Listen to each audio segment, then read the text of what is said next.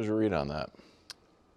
Yeah, I listened to the other part of his speech where he talked about how this needs to hurt, and how, you know, collectively, if you're not feeling the pain after these losses, and that's a real problem. And I was assuming that that's what he was trying to address from a coaching perspective is, no matter how hard you want to push someone to feel, you can't. They either do or they don't, and they're either going to do right or they're not going to do right. Now, I don't love the idea of saying coaches have done all they can do. Like, to me, that's not true. When things are going poorly, it's all about what can I do differently to change this. And as soon as you start saying, hey, it's not me, it's you, then all those guys in the locker room, they're just they're gonna pull back and say, we're not in this together. Can I ask you a question? Because a few weeks ago, Baker said something at one of the press conferences about, was it killer instinct? About having the killer instinct, and I didn't feel that way. But again, back in at that moment, the Bucs were my Super Bowl team. Now I'm a Rams guy. Everybody knows that. Yeah. And I didn't read it as a shot at the coaches. I think you said as a coach you would read it as a shot at you. Do you read this as him like returning some fire back to either Baker or the players in general? Emotional speeches after losses are never typically great. Interesting. Where you're in the heat of the moment, you're so disappointed that you want to say less as opposed to say more, because he can't walk back these comments. Right. And every time something goes wrong now, let's say he makes a poor coaching decision, he blows up the clock, whatever it is, the player's going to be like, hey, we did all we could do. You need to do better. And you don't want to get into that. If anything, when it gets tough, you're doing everything you can to pull people together, as opposed to be like, hey, it's on them now. Player-driven team. What does that mean exactly? Yeah, I said earlier, I liked the rant everybody's been playing that we played at the beginning of the show when he said you got to feel it, you got to, it's the pain has to hurt, whatever. I like that from him, but this, I agree with you, Coach. And remember, it's not just the players.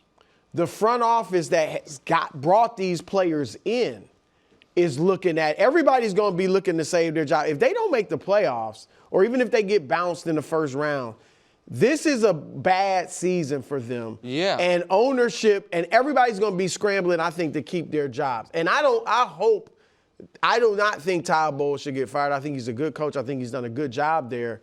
But I think the front office will look at this as, well, we bring the players in, and he's ripping all these players that we've brought in. And I think ownership, like Coach said, is going to say, well, he has no answers. He said, yeah, that's exactly right. I got no answers. If you've done all you can do, then why do we need you? I hate to say it because I hope it doesn't happen, but he might lose the locker room, and then, like I said, front office and owner. So I would feel like he has earned more of a margin of error. And I understand that I have put maybe coaches that had better teams on hotter seats than I'm putting Bowles, but in part that's because I have not looked at the Bucs under him as having underachieved in a single season. You know what I mean? But I think this would be the first. This would be the first season that they underachieved. And again, it is still all in front of them, but I do want the audience to understand what a crushing 4 days this was for them. Because losing to the Saints, a divisional team, and then losing to the Falcons, a divisional team, what it means pragmatically is if Carolina beats New Orleans this week, Coach, for Tampa to win the division, they have to sweep the Panthers. They have to win week 16 and 18. Oddly. And honestly, the Dolphins not going to be a cakewalk. So here's the thing, and this is what's really weird. I did this earlier today. If Carolina beats the Saints, then both Carolina and Tampa's Week 17 game is entirely meaningless. It does not matter. It doesn't win or loss for either one of them has no impact whatsoever. If Carolina wins this weekend, then to win the division, they need to split with the Bucs or sweep them. And for the Bucs to win the division, they absolutely must sweep Carolina. I just wonder, by making such a public statement, is his thinking that this is somehow going to push the players closer to what he wants as opposed to pushing them further away? This to me feels like when a player calls out a coach after after a game and then, apologizes 2 days later. Hey, I said things emotionally. If you really feel this way, have that conversation in the team meeting. Open it up. Don't do it on the podium. Yeah. Do it in the team meeting where everybody's having real honest conversation. And they've lost 5 of 6. They've lost 6 of 8. Baker's having the first slump of his Bucs career. Rough spot. Time now for a segment so hot we put it over by the vestibule to warm us up when we come in. It's upset alert. A quick view at the standings. Wow. Again, this is the last year for the current rules. Wow. What's the score? I mean, Coach, you have 56 points. Wow. Greg got you guys a nice smooth 8.5 last week with Pittsburgh. KW got 1 point. Hammer. More on that in a moment. Brew, I hated your pick, but it was a winner for you. I'm coming for a while. Here's the deal. You're only down by 40. And this is a democracy-ish thing. So here are the current upset alert rules. Everybody knows them. You have them memorized. We are suggesting, KW is, and I have co-signed it, a tweak to the rules for next year. Not for this year, Coach, for next year. So if we could show the potential, the rule change. Increase points awarded for an upset alert pick covering the spread, but not winning outright, to 3 points rather than just 1 point. Fair. So that's all it is. If you then still, your picks aren't full upset. No, but you still get the big point bonus for. So we checked it. I don't know if we can show the standings again, just very quickly. I would be very interested in this. We don't. If under the proposed new system, if you will, Brew, instead of 16, you would have 20. KW, instead of 28.5, you would have 36.5. And Coach and Greg, I didn't even calculate it because you guys just get straight winners every week. Now, is this like the owners' meeting where we all get to vote on it? Like the tush push?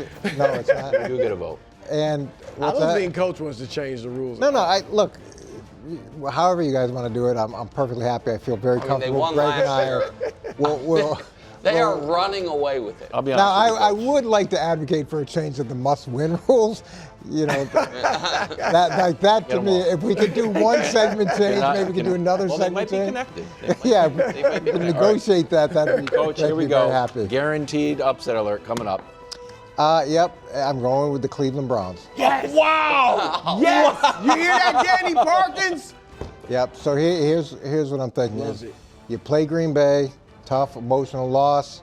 Now you play the Browns, and then who do you have to play next? You have to play Green Bay.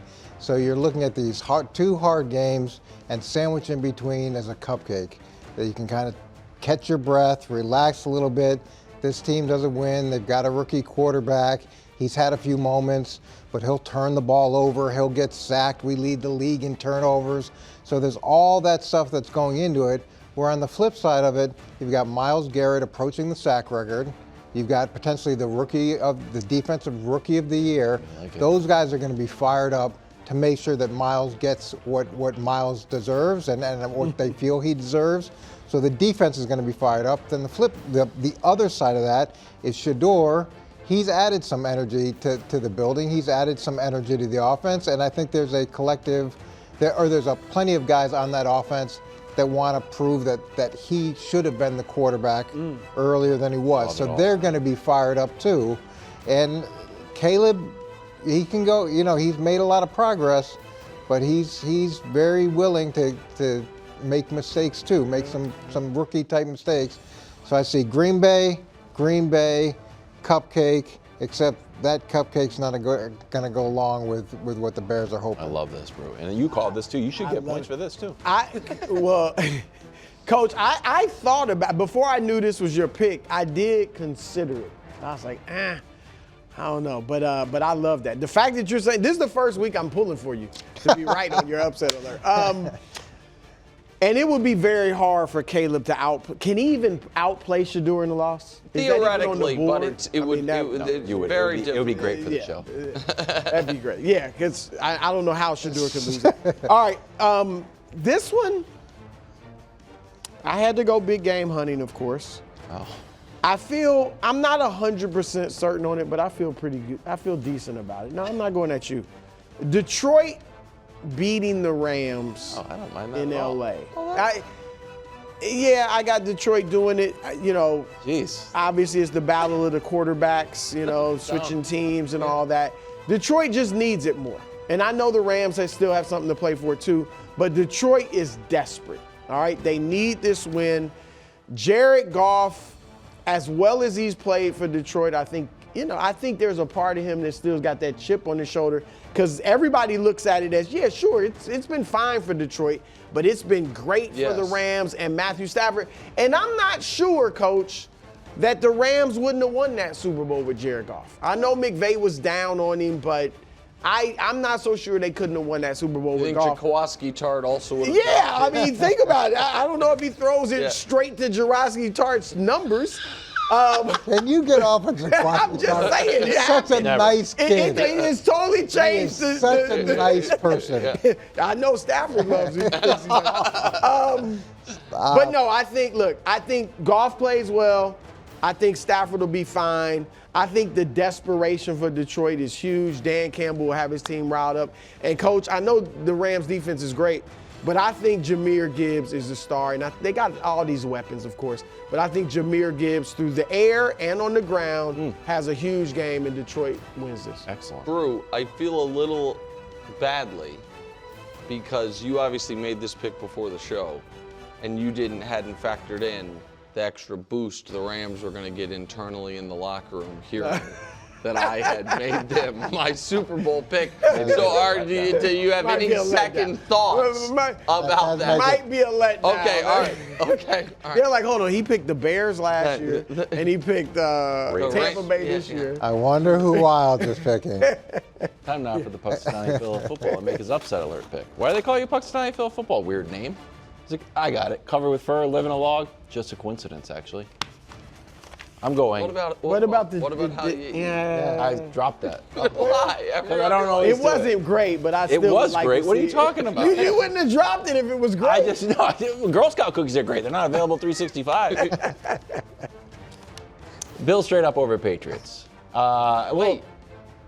Bills straight up over Patriots straight up over. This guy, what? No, he really is trying to have it both ways. I wouldn't mind it. He wants to be able to show the video. No, I don't think like that, but that is good.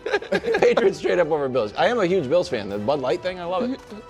Okay, I want to take a little bit of time here. Take all the time you want.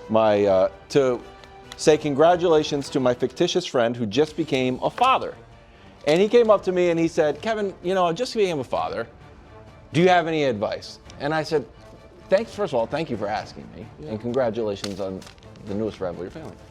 And I said, fictitious friend, here's the key. It's better to be consistently excellent than occasionally amazing. So what do you mean by that? So, like me, for example, I take my kid to hockey practice. I cook up some steaks. I take the garbage. I keep the heat on in the house. Are we going to Paris to Euro Disney on a random Wednesday? No, I'm not doing that. I'm taking you to soccer practice. Consistently excellent, not occasionally amazing. He said, wow, I will do that. I said, congratulations again on the newest edition. What about amazing every 2 weeks? Nope. Hey, how about Consistently excellent. So here's two graphics that really drive home this point. I said, wow, that kind of dovetails with my take about the Patriots and the Bills. Weird how that works. Patriots, longest streak of scoring 23 and allowing 23 or fewer. Patriots are at 10 games of doing that. What are we going to do in the playoffs? Who knows? Is there any precedent? Job by Josh the 61 Oilers won the championship, and the 49ers won the Super Bowl. You know what this is? Consistently excellent. Now, what about occasionally amazing? I don't know, pick any random quarterback. Josh Allen. If you go up, what goes up must come down. Sounds like a roller coaster. Yes. Bingo. Did I trademark that? Roller coaster, Josh Allen? Maybe. 2 turnover games, most since the start of October. Let's see how this graphic looks. Well, what do you know? Trevor Lawrence, Sam Darnold, Tua, Bryce, I'm a Bryce guy, J.J. McCarthy, and Josh Allen, who has 5 games, is 1-4. Now, I'm not debating that the guy's not occasionally amazing. If he puts on the cape, we're going to probably lose. But you know what I would prefer? I'd prefer being the 61 Oilers and winning the championship. So maybe Josh Allen outplays us, but I know we will be slow and steady, consistently excellent. Fatherhood advice, and the reason why You the could have, Patriots beat the instead of Bills. just, since you really made good. up a friend, you could have. What? You said my fictitious friend. You could have just said you gave that advice to DeMonze. I didn't talk to Yeah, him. that would have Well, wanna you lie. also didn't talk to your fictitious friend. You don't lie. Fictitious friend. It also would have been a little dig at me, like, why is DeMonze calling wild for parenting That would have been the advice? funniest part. It's like, Someone, and by I the won't way, name names, and by the told me way, be amazing. right? And honestly, by the way, my parenting style is way more the occasionally amazing. We're going to the Bahamas. Let's go to Bahamas, everybody, right now. For the weekend. And then also, exactly.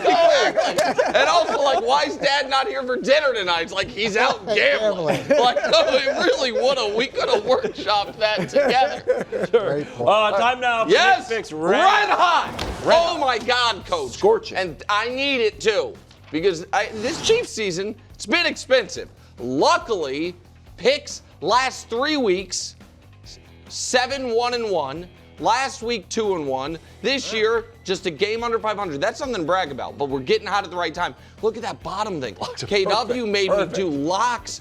We're 3-0 in locks. Seahawks have been printing money for me. Jags were 1.5 dogs. They win by $1 million. That Eagles, Jalen Hurts, it cost me a 3-0 week. You kept the Chargers alive. I didn't like any bit of it. This week, big numbers out there. Huge spreads. Grabbing some of those points? No way. Laying some of those points.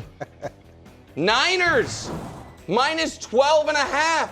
Here's what I know.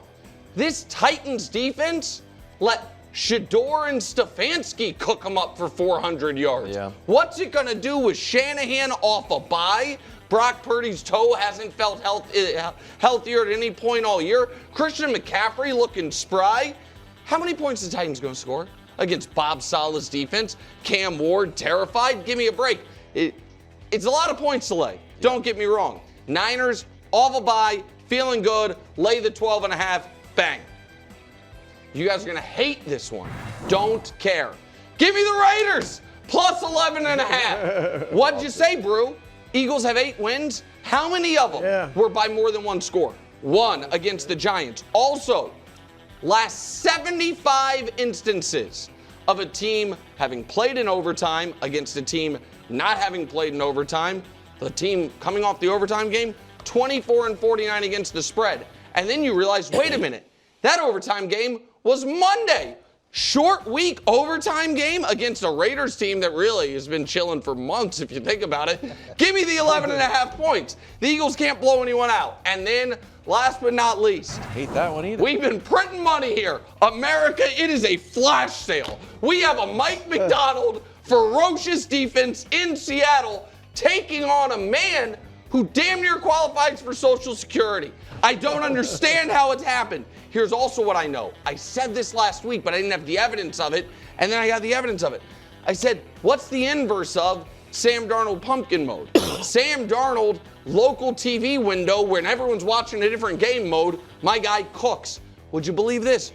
Darnold, in his career, the greatest quarterback against the spread in NFL history when favored by at least 7. 9-2 against the spread and 11-0 straight up. Huge favorite, no pressure, and is honest to God, how many points do the Seahawks need to cover the 13.5?